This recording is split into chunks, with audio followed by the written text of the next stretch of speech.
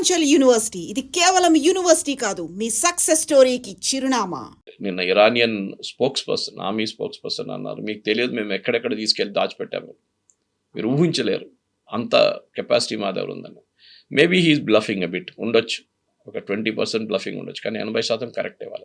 వాళ్ళ దగ్గర కెపాసిటీ ఉంది. ఇంకా ఈ స్పీచ్ ఇచ్చిన తర్వాత స్టాక్ మార్కెట్ యాజ్ యూజువల్ పడిపోయింది, ఆయిల్ రేట్ పెరిగింది. దాని ఆపోజిట్ ఇంపాక్ట్ ఉండాలండే. ఈయన ఒక డెడ్ లైన్ ఇస్తే నేను వారం లోపల ఫినిష్ చేసేస్తాను, కాదు 2-3 వారాలు ఇంకా నాకు కావాలని చెప్పారు. ఈయన స్ట్రాటజీ ఏంటంటే కవిత గారు, ఇప్పుడు ఇరాన్ని బాంబ్ చేసి సరెండర్ చేయడానికి ప్రెషరైజ్ చేస్తున్నారు. కానీ ఒక మాట మర్చిపోతున్నారు, Iranian resume correct, it has to go, దాంట్లో డౌట్ లేదు. ఈవెన్ నేను కూడా సపోర్ట్ చేస్తాను. Most despotic, most corrupt resume and over this religious bent of mind. అట్లాంటి ముల్లాలు గిల్లాలు ఆయతోళ్ళని అందరు తీసేయాల్సింది కరెక్ట్. ఈవెన్ వాళ్ళ IRGC is also horrible fellows. కానీ మీరు అక్కడున్న ప్రజల మీద అత్యాచారాలు చేస్తున్నారు. వీళ్ళ రికార్డ్ చూడండి కవిత గారు, వీరు ఎక్కడెక్కడ వెళ్ళారో యుఎస్, వెస్ట్ ఏషియాలో, అక్కడ మొత్తం వాళ్ళు చేసిన రెజీమ్ చేంజ్ తర్వాత ఆ దేశం మొత్తం ధ్వంసమైంది. ఫస్ట్ మీరు లిబియా తీసుకోండి, ముమ్మర్ గద్దాఫీని దింపారు, ఆయన చంపారు, ఏమైంది? ఇప్పుడు Libya is totally lawless country. Government అంటే ఉందా అంటే ఉంది, కానీ వాళ్ళకి పట్టులేదు. సిరియాకి వచ్చేసేయండి, ఆ సేమ్ థింగ్ జరిగింది. హఫీజ్ అల్ అసద్ ఇప్పుడు పారిపోయాడు, దాని తర్వాత అక్కడ జరుగుతుంది ఎవరు ఎక్కడ తెలియదు. ఒక terrorist is now their president. ఆయన మీద $10 million రివార్డ్ ఉండే ముందు నిన్న జాక్ స్టామర్తో కూర్చొని షేక్ హ్యాండ్ చేస్తున్నాడు 10 డౌనింగ్ బయట. ఇరాక్ వచ్చేసేయండి, ఇరాక్లో ఇప్పుడు ఇరాన్ తర్వాత అన్నిటికంటే పెద్ద దాడులు, మిసైల్ లాంచ్ చేస్తున్నారు అమెరికన్ బేసెస్ వ్యతిరేకంగా, ఇరాక్ నుంచి నడుస్తుంది. ఇరాక్లో ఉన్న ఇరాన్ సపోర్ట్ చేస్తున్న మిలిషియాస్ ఉన్నారు, వాళ్ళు చేస్తున్నారు. నిన్న అమెరికన్ ఎంబసీ, బగ్దాద్లో ఉన్న అమెరికన్ ఎంబసీ వార్నింగ్ ఇచ్చారు, అక్కడ ఉన్న ప్రజలు, ఇరాక్లో ఉన్న ఎవరైనా కానివ్వండి, మీరు ఇక్కడి నుంచి వెళ్ళిపోండి, ఎవరు ఉండకూడదు, don't even come to the embassy అన్నారు వాళ్ళు. మా ఎంబసీ మీద దాడి జరగవచ్చు ఎప్పుడైనా, డోంట్ కమ్ హియర్, మీరు రాకండి, మీరు ఏ ఫ్లైటో ఎట్ట దొరికినా కానీ ఇక్కడి నుంచి వెళ్ళిపోండి, ఇరాక్ నుంచి ఉండకూడదు అని చెప్పారు. అటువైపు మీరు ఆఫ్ఘనిస్తాన్ చూడండి, ఈ పాకిస్తాన్ సహాయంతోనే అక్కడున్న సోవియట్ రెజీమ్ కానీ దాని తర్వాత వచ్చిన ఒక అల్ఖైదాని తీయడానికి కోసం తాలిబాన్ సపోర్ట్ చేసి తాలిబాన్ ఎక్కువ కూర్చోబెట్టారు. ఇప్పుడు తాలిబాన్ పాకిస్తాన్ మీద దాడి చేస్తున్నారు, అంటే వాళ్ళిద్దరు కొట్టుకుంటున్నారు. సో ఏంటది? సో మీరు రేపు ఇరాన్లో కూడా ఇదే చేస్తారా? ఇరాన్ గవర్నమెంట్ రేపు పడిపోతుంది అనుకోండి, హైపోథెటికల్గా పడిపోతే ఏమవుతుంది? What is the alternative? మీ దగ్గర ఏం సిస్టమ్ లేదు. మీరు ఇరానియన్ పార్లమెంట్ లీడర్తో మాట్లాడుతూ అంటున్నారు, స్పీకర్తో మాట్లాడుతున్నారు, వాళ్ళందరూ డినై చేస్తున్నారు. ఇప్పుడు అది లేదు చూడండి, 3 రోజుల నుంచి పాకిస్తాన్ లేదు, టాక్స్ లేవు, ఇస్లామాబాద్ లేదు, ఏం లేదు. Iran has realised. In fact Omani foreign minister నాకు ఇంటర్వ్యూలో చాలా బాగా మాట్లాడారు. I think it was interview with Reuters or Al Jazeera. ఆయన ఏమన్నారంటే, ఈసారి మేము జెనీవాలో మాట్లాడుతున్నప్పుడు ఈ యుద్ధం మొదలయ్యకన్నా ముందు, February 20th కన్నా వారం ముందు, ఇరాన్ ఆల్మోస్ట్ రెడీ అయిపోయారు. అమెరికా చెప్పిన ప్రతి కండిషన్కి వాళ్ళు రెడీ అయిపోయారు యురేనియం మీద. కానీ అంత ఆ సంతకం పెట్టడానికి రెడీగా వచ్చిన పాయింట్లో యుఎస్ వచ్చి బాంబ్ చేశారు. దాన్ని తప్పు పడుతున్నారు ఎవరిని? Steve Witkoff, who is a business partner. ఆయనకి ఇంటర్నేషనల్ రిలేషన్స్ కానీ ఇంటర్నేషనల్ నెగోసియేషన్ ఏం ఐడియా లేదు. Steve Witkoff President Trump business partner. Next Jared Kushner, వాళ్ళ son in law, President Trump son in law. ఆయనకు కూడా అసలు తెలియదు. ఇన్ఫ్యాక్ట్ ఒమాన్ ఏమంటున్నారంటే, మేము వాళ్ళకి ఒక డాసియర్ ఇచ్చాం, థిక్ డాక్యుమెంట్ ఇచ్చాం, మీరు ఒకసారి చదువుకోండి ఇది. వాళ్ళంటే ఫస్ట్ 3 పేజీలు చూసేసి ఇది యూజ్లెస్ అని చెప్పారంట. దిస్ వోంట్ సూట్ అని చెప్పి ప్రెసిడెంట్ ట్రంప్కి అడ్వైజ్ చేశారు, please go head and do the bombing అని చెప్పి. ఇట్లాంటి ఇమ్మెచ్యూర్గా ఉన్న లీడర్షిప్ని తీసుకొచ్చి మీరు నెగోసియేషన్లు పెడితే ఇదే అవుతుంది. 2 సార్లు, దీనికన్నా ముందు జూన్లో జరిగిన బాంబింగ్ కన్నా ఒక 10 రోజుల ముందు అగైన్ ఒమాన్ వాళ్ళ మధ్యస్థుల్లో వాళ్ళు నెగోసియేషన్ చేసి ఇరాన్ని ఒప్పించారు, మీరు చేయండి. కరెక్ట్గా ఈ మాట్లాడుతున్న టైంలో ఒక వారం తర్వాత అక్కడ బాంబు పడ్డది మళ్ళీ తెహరాన్ మీద, జూన్లో. ఈసారి అయితే జరిగింది. సో ఇరాన్ అంటున్నారు, మేము ఎందుకు నెగోషియేట్ చేయాలి? 3వ సారి మేము నెగోషియేట్కి వెళ్తే, మేము సంతకం పెట్టడానికి రెడీ ఉన్నప్పుడు మళ్ళీ మా మీద బాంబు వేస్తారు. This we won't allow. So ఇది ప్రాబ్లం ఇక్కడ. సో ఇరాన్ ఏమంటున్నారు, ఇప్పుడు మా దగ్గర జరిగిన నష్టాలు మీరు కట్టండి, ఆ డబ్బులు మాకు ఇవ్వండి. మీరు ఇవ్వకపోతే స్ట్రేట్ ఆఫ్ హార్మోస్ నుంచి బయటికి వెళ్తున్న ప్రతి షిప్ మీద మేము టోల్ తీసుకుంటాం.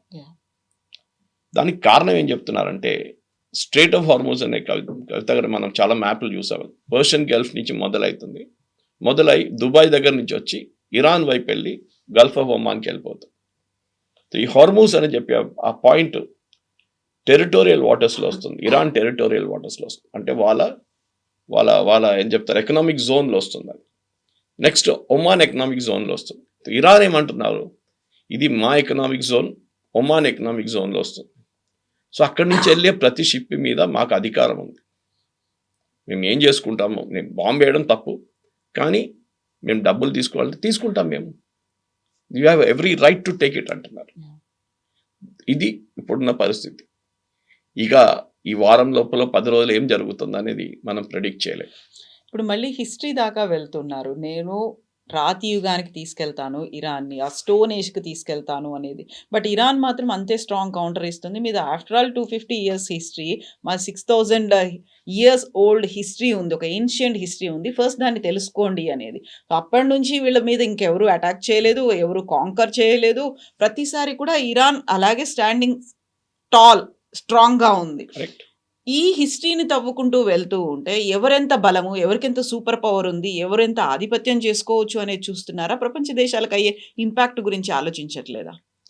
ప్రెసిడెంట్ ట్రంప్కి ఏంటంటే I me my self attitude ఉంది అక్కడ. అది సైకాలజీలో పెద్ద ఒక సబ్జెక్ట్. అది నాసిజం, క్లోజ్గా నాసిజం అంటే నేనే, మిగతా ఎవ్వరు పనికిరారు. కొంతమంది ఉంటారు అట్లా, మన జీవితంలో కూడా చాలామంది కలుస్తాం అన్నట్టు. I'm the most important person, మిగతా అందరు useless.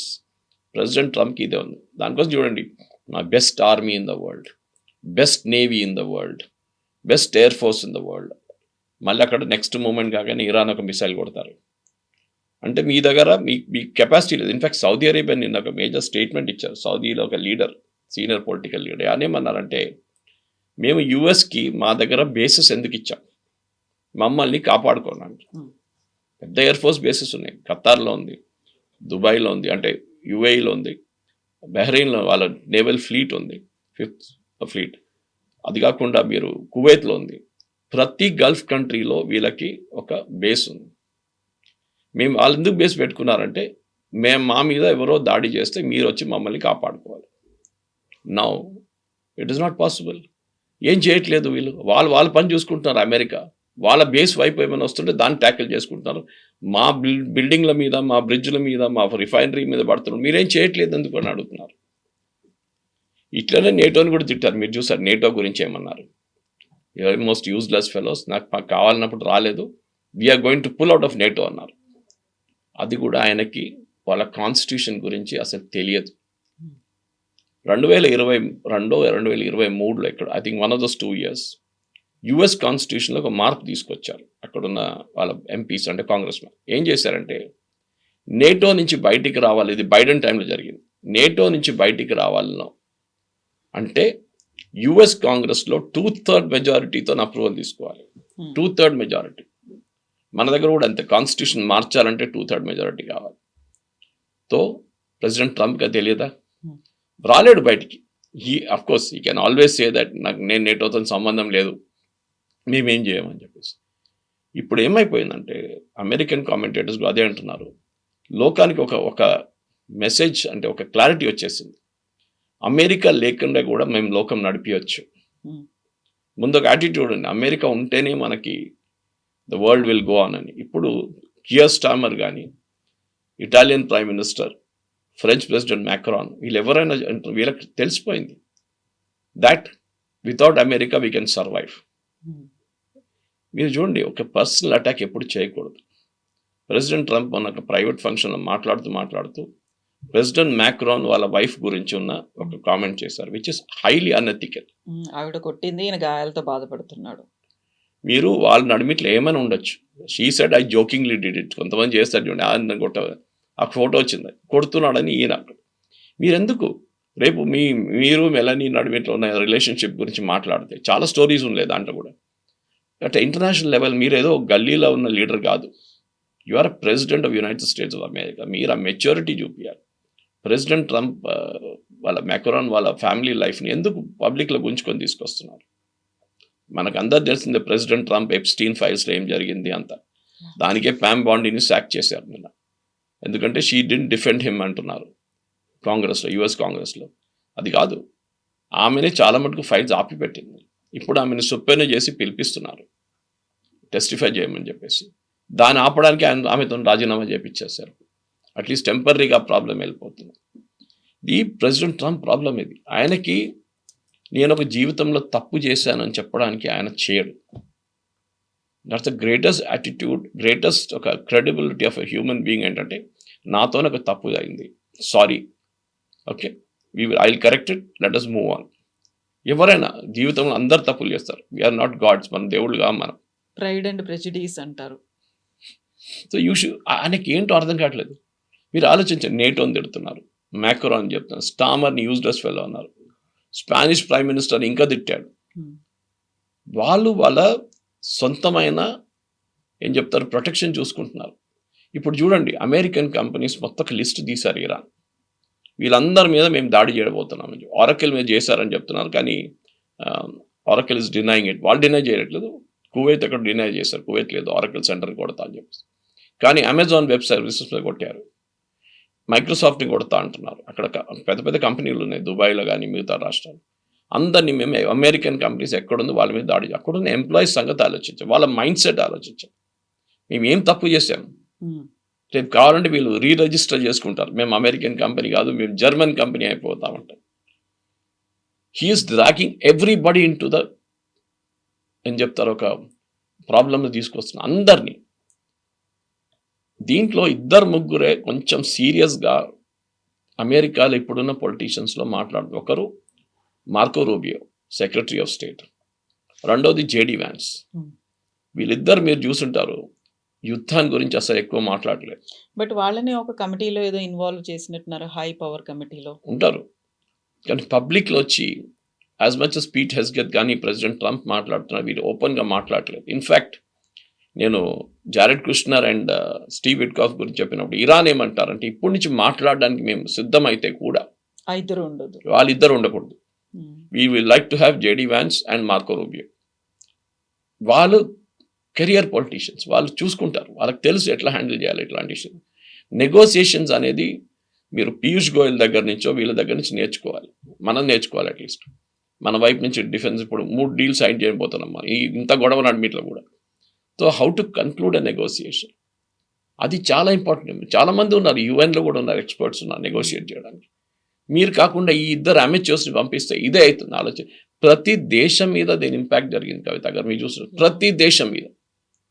Africa has almost gone bankrupt. Nigeria దగ్గర వరల్డ్లో one of the best oil reserves ఉంది, వాళ్ళు కూడా ప్రాబ్లంలో ఉన్నారు in fight of having oil reserves వాళ్ళ దగ్గర కూడా. ఇక్కడ మీరు ఆఫ్రికన్ కంట్రీస్ చూడండి, మీరు ఆస్ట్రేలియా చూడండి, వాళ్ళ ఫ్యూయలే లేదంటున్నారు. న్యూజిలాండ్ అయితే బంద్ చేసి పడేశారంటున్నారు. ఇండోనేషియా వైపు సేమ్ ప్రాబ్లం. బంగ్లాదేశ్లో ఉన్న రిఫైనరీ కెపాసిటీ 10% నడుస్తుంది. ప్రతి దేశానికి ప్రాబ్లము.